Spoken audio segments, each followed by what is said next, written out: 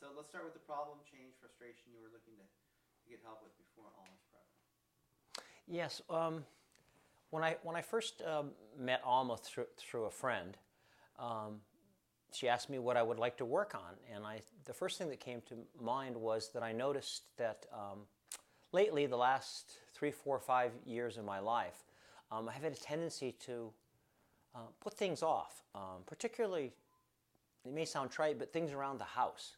But I could feel it bleeding into other parts of my life, where I would just, instead of doing something that could just as easily be done right now, I would put it off. So my answer to Alma when she asked me that was, I'd like to work on just getting things done, not procrastinating so much, and moving forward and doing things when the opportunity presented itself.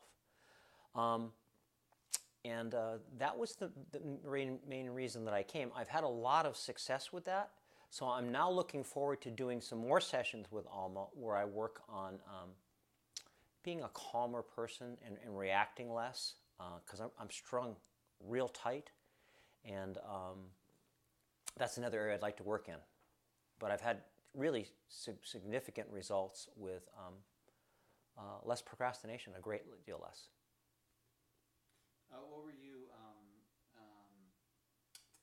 What made you decide to invest your resources and time into doing this type of work?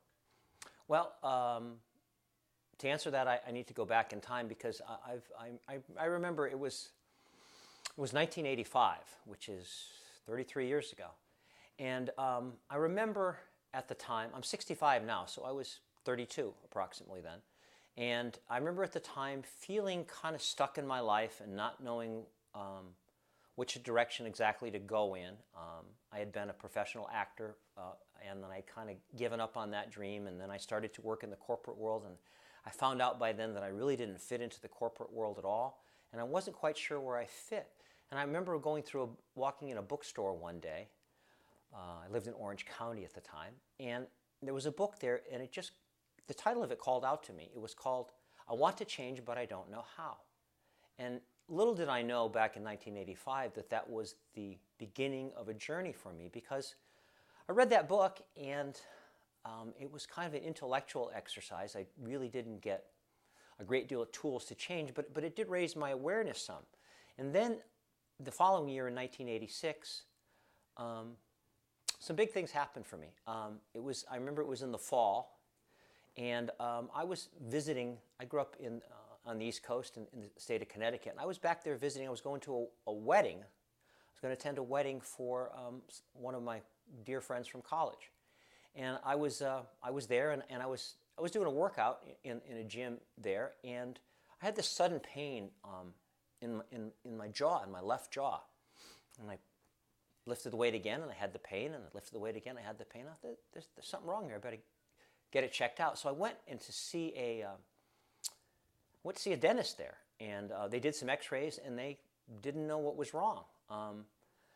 So 4 or 5 days went by. I flew back to California, and the pain still persisted. So I made an appointment with an oral surgeon, and he did a more extensive 360-degree X-ray, and they found a tumor growing, a growth about the size of a golf ball, almost a golf ball size, in my left jaw. There was a period of about a week where they did a biopsy on it.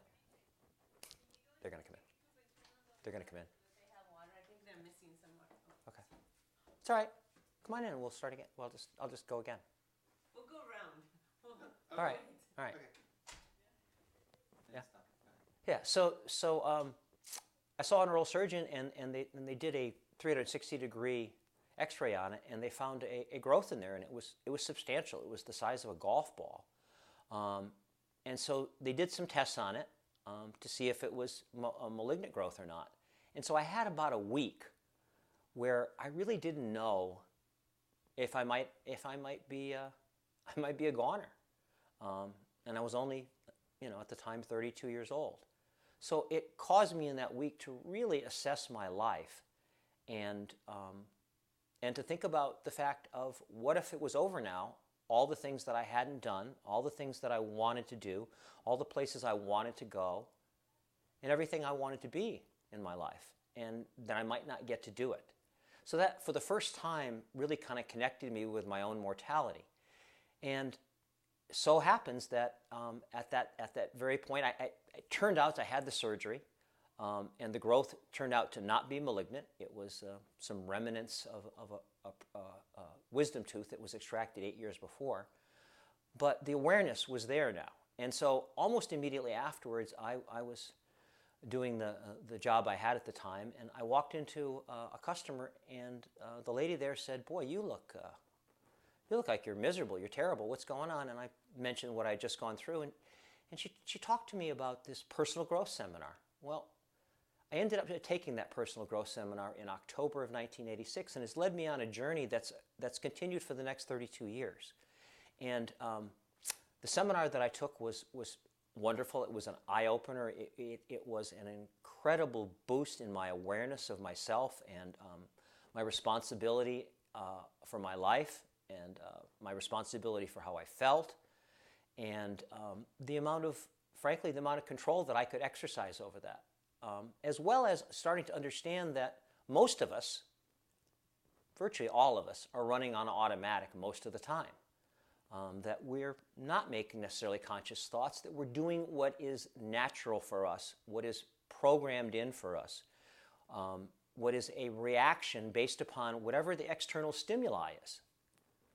And so I became aware of that acutely for the very first time, and I was absolutely determined that I was going to change this. Going back to the book that I had seen the year before, I want to change, but I don't know how. So I pursued this. I took the other seminars this place offered, and I eventually went to work in the personal growth industry within a couple years. And you know, there's an old saying that most people tend to teach what they need to learn the most, and that was the way I felt. And I felt at the time, I'm going to make the most progress in being able to change myself to become the person I really want to be by helping other people to do it, by teaching it, by facilitating it. And what I found was that I did make changes, and my awareness continued to grow. But what I also found out as the years went by, 5 years to 10 years to 15 to 20, was that, I had changed my awareness a lot, but I hadn't changed a lot of the triggers. And I had to kind of, rather than become a different person, I had to just kind of compensate for the person that I was. Instead of solving the problem, I had to work with the problem and around the problem and through the problem. And I came to realize that limited the amount of change that I could affect for myself and the amount of progress that I could make, and most importantly, the speed at which that it could happen for me. So when I came and I had the opportunity and I heard about Alma and how quickly and dramatically the results were, that was very appealing to me. And so I wanted to do this. I wanted to meet with her immediately, and I've been really thrilled with the results. It's been remarkable how much my behavior has changed just in that single slight area, and I'm anxious to work with her more in order to change some other things about me that I think would serve me. Okay, good. So you covered a couple different things in here, so I'll Yep. just ask, Sure. What was your favorite part of the program? Patience is probably one of my weakest attributes. So what I liked about the program the most was how quickly and effortlessly the change occurred. In fact, I remember the first time that I met with Alma, and she did what she calls a rewire with me, and it only took about 10 minutes. And then afterwards she said, "Okay, you can make a couple notes of this, that you're going to do things right away," and and I thought, I think I asked her, "Is that all there is? I don't have to reinforce this?" And she says, "Well, you can write it down and see it a couple of places." And I remember at the time thinking to myself, it just can't be that easy. I've been trying to do this for over 30 years, and how could it be that easy? How could it be that simple? And what I found out in the ensuing weeks was, it just is. I just didn't have the right tools. And once I met Alma, I found the tool, that can help me to get to where I want to go and help me to get there fast. Good. Perfect. And then if you were going to recommend this to a friend, what would that sound like, and how can it help them? Let me finish one more thing before I do that. Okay. It helped me to get there fast. And see, because I don't know how old you are, whoever is watching this, but I'm 65 now. So over half of my life, I've been aware of the person that I would like to be, but I didn't have the tools to do it. And the truth is, we're all limited in how much time we have. I'm 65 now. I probably don't have another 33 years. Oh, I might, but I probably don't. And so it's important for all of us to be who we want to be and to be that now. Okay. And then with regard to the other question, what would you recommend to a friend? How would you recommend it, and how can it help them? Yeah. Well, the first thing I would say is, I don't think anybody needs this type of training or this type of program. However, I do think everybody deserves it. You see, we live in a world where no one and nothing is perfect. And so no one and nothing doesn't have room for improvement. And so therefore, I don't see anyone, literally anyone, the Dalai Lama would likely gain value out of a program like this. And so if I were to talk to a friend, what I would tell them is, you deserve to be happier. You deserve to have whatever you want in your life that you presently don't have.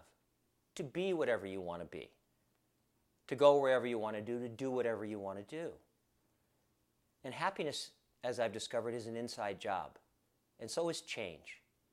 And so therefore, if there's anything out there that you still dream about and you still want to be, have, or do, that this program, that these two ladies have come up with, is the best vehicle I've found in 33 years to get from where you are to where you want to go.